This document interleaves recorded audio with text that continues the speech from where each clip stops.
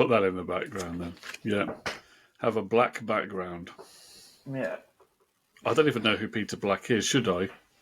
I don't know who he is. I don't think I've listened to it yet. We can discuss that. You can point it out in the background. Hello, viewer. Welcome to another edition of Full Record Jacket with Phil and Ben, and it's another edition in which I, Phil, will be saying, Who? Never heard of them. Who? It's Ben's been buying vinyl time, so... Who? What have we got? What have we got, young Kids man? love it. They really do. What modern music have you got there, young man? Well, young man. Well. Do you want me to start off with something you might have heard of? Go on. 1 second. Let me... I'm just going into my box of joy. We've already discussed that one, so we don't need to do that one. Right, we'll go with one you would have heard of. Now, I already own this album, but when I bought it off of Discogs, didn't realise it had no cover. So I was in, just for the record, again yesterday, because I am now a customer, and I picked this up, and it is... The Band. Now, of course I know this. You do know this. There's no who on this, but yes, it's nice to have it now with a cover. Have you got I think that's a pretty good cover. You like that, do you? I do like that cover. Have you got... Because you know that's kind of really an odds and ends album. It was compiled from stuff they had left, and it wasn't really made as a proper project. It's really a sort of leftovers. The leftovers. Fill the contract with capital. It's the Boxing Day, isn't it? It's the scraps that you didn't really fancy the day before. It is the Boxing Day, although it does contain my favourite Christmas rock song of all time. Christmas Must Be Tonight. Yeah, that's very Christmassy. There are good tracks on there. There's also one of the only tracks on there where Robbie Robertson sings a lead vocal. Oh, really? It's a song called Knockin' Lost John. It is. It's the second to last track on there. Yeah. It's also got a cover by Richard Manuel singing Georgia on My Mind. It is a good cover. I do really like that cover. But if you look at the band on the back, they are all there probably younger than what me and you are now. I mean, most people are younger than what you are now. But they look really old. They're probably only in their 30s. Yeah. Crazy. Good beards. But yeah, so I picked that up. It's nice to have it with a cover. Who do you think was the oldest out of them? Well, I can't remember his name. I'm going to go for this guy here. That's Garth Hudson, the keyboard player. Do you know what? He's the only one left alive. Is he? Yeah. Oh, yeah, because Robbie Robertson died last year, didn't he? And he looked the oldest, but he's lasted the longest. I'm going to say, looking at them, that Jim Gordon's the oldest. Jim Gordon? What, the drummer Jim Gordon? That was never a member of the band. Yeah, him. Yeah. Yeah. No, Garth. Yeah, whichever one. One of them is the oldest. I was just looking at the names. I think you're saying that Garth is Jim Gordon on that album. Then does he play drums? He is on this album. Yeah. Really, yeah. That's interesting. I think he plays the horn on it. Oh yeah, down here. I think yeah. But I'm going to say I'm going to go this guy here. He looks the oldest. Is that Robbie Robertson? Now? That's Robbie. Yeah. Yeah. So I'm going to say, no, it's got to be this guy because he looks like he was born in 1883. That's Richard Manuel, yeah. Yeah. I'm going to go him. But anyway, I've got that album. Are you happy with that one? I'm happy with that. If you need to get the complete collection of everything by the band, then I'll be happy. Have you watched The Last Waltz yet? Not yet, no, but I will do. It's on my list of things to do, Phil. Okay. Right, you ready for the next one? I'm ready. Keeping in the vein of the band, we have Robbie. We have Robbie. And his album. It's actually, I think it is actually just called Robbie Robertson, isn't it? I think there's no title to that one, yeah. Yeah. So I picked this up as well. It's a I don't know what's concerned. Is it Bandy's? I've never heard his solo stuff. Is It's it? different to the band. To be fair, he didn't repeat. He didn't repeat the old band with his solo Yeah, stuff. yeah, It's different for yeah. sure. Yeah, so I picked that one up because I've looked at it a few times on the line. But yeah, so I picked that up. Are you happy with that choice? Have you ever I'm listened happy to with it? that. I'm happy with that. Yeah, a bit. I must admit, I've never delved massively into Robbie's solo stuff. I've always been a fan of just the bands and their catalogue. I don't dislike it. Yeah. But it is different. Right, next up on my list is some indie rock, and it is Homemade Satan. Is that the band? That's what they're called, Homemade Satan. I don't know what the album is called. Um, it's written in that gothic italic text. So it says here on the label, the Smashing Pumpkins, they'd signed to Discord and spent the 90s playing basement shows. That's by Pitchfork. That's what they'd sound like. Okay. Yeah. So let's have a look. Homemade Satan. Let's have a look. So if the No, Pumpkins had stayed as an underground band, that's what they'd yeah. be like. Here we go. And it's called Chastity. I can't. You try reading that letter and look like that. Would you have made that out? I would have to look for it for a while. Yeah, it's. So I thought it said Cassidy, so I wasn't too far out with that one.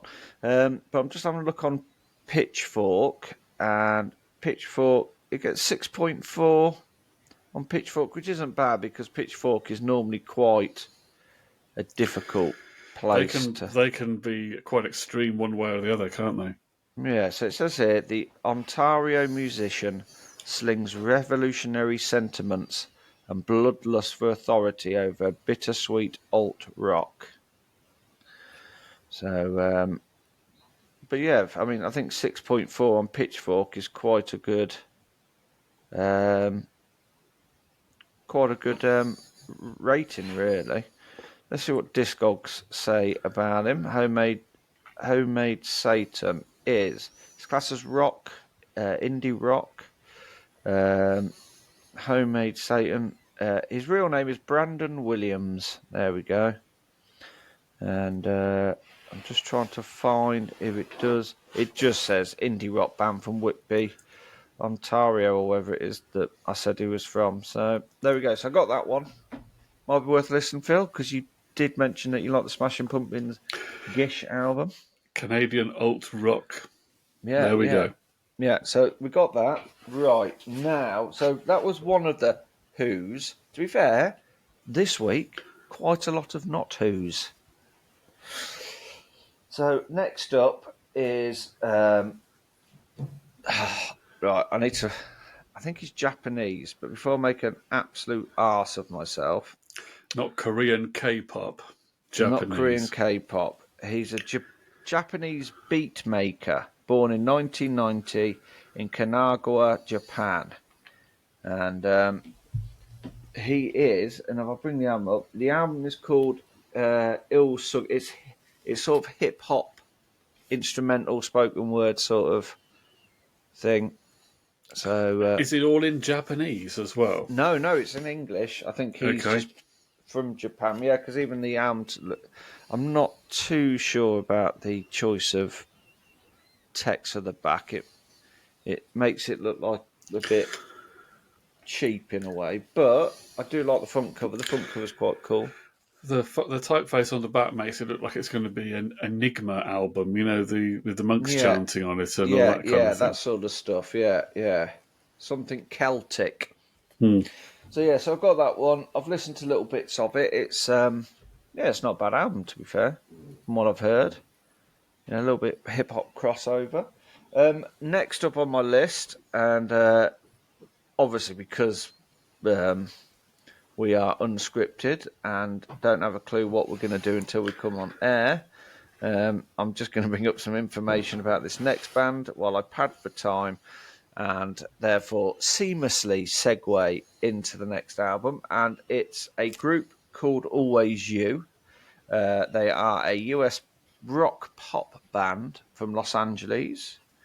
And they are twin brothers, Christoph and Anton Hochheim. Now, I quite like the cover to this one, and it's called Bloom Off the Rose, because they do look like they would probably murder you and dance in your skin. So, can you zoom it in? I can zoom it in. That is kind of weird, isn't it? That's two different people. Yeah, That's two different people. They're twin brothers. right. And this album came out in 2021. So it's classed as indie pop, soft rock. So it's worth a little listen, I think, Philster. I think you'll enjoy. It's going to be mellow on the ears, is it? I think. Well, as I have said, I have become a mellow kind of guy in my advancing years. So, yeah, I might listen to that one a little bit later. And then finally, the last album I've bought this week is by one of the founders of the Britpop movement.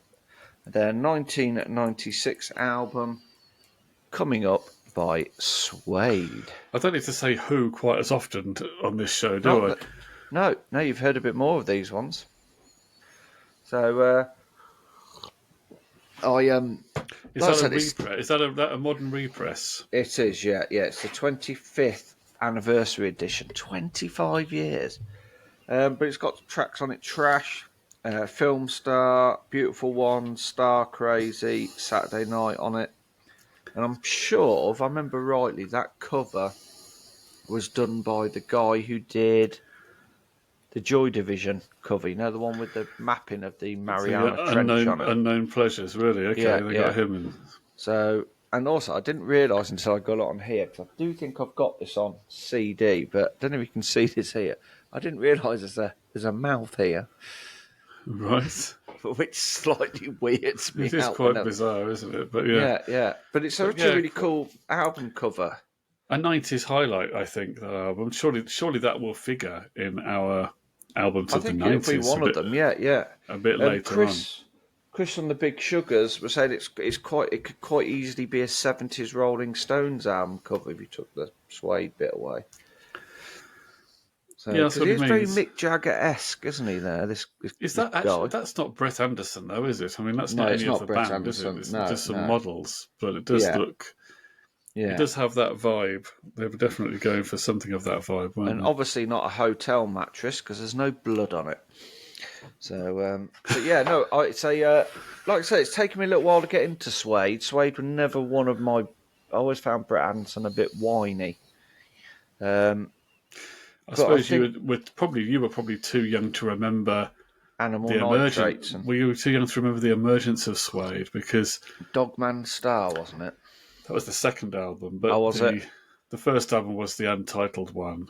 I do remember there's a couple of, obviously I was at high school when it came out, and there's a couple of people, a couple of my friends who were into Suede because I think they were just something different, weren't they, at the time? When I say into Suede, probably didn't have the album, but it was like they were talked of, if you know what I mean. They were written, they were written about. I mean, and I remember reading about them in NME before I'd heard them, because there was a lot of critical hype about them before they'd even made a record, I think. Because this is the first album without Bernard Butler. Was this the? Yes, that was. Yeah. Yeah.